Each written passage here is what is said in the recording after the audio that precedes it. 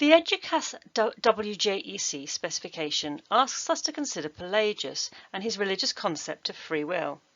It is worth noting here that religious concepts of free will are different from concepts of libertarianism.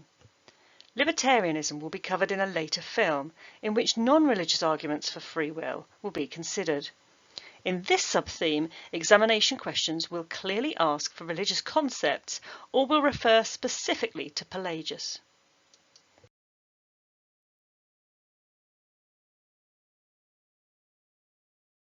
When a religious thinker argues that human beings have free will, they must find a way of balancing this teaching with God's omnipotence and omniscience.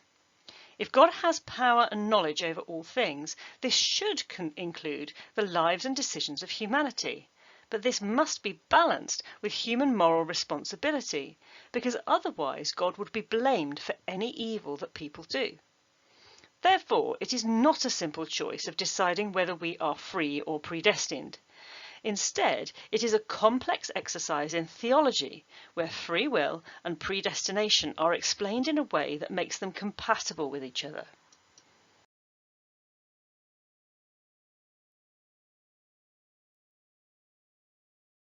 Pelagius was a contemporary of Augustine, and many of Pelagius's writings that we still have access to appear in the form of quotations in the works of Augustine. This makes it difficult to tell the extent to which Pelagius was misrepresented by Augustine in an attempt to discredit him. Pelagius himself wrote letters defending his teaching against Augustine and arguing that he was not in conflict with orthodox Christian teaching at all. The debate that Pelagius and Augustine were engaged in is about salvation or soteriology.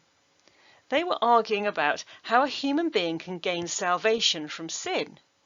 Was it through faith alone or through good works? Scripture appears to teach both approaches.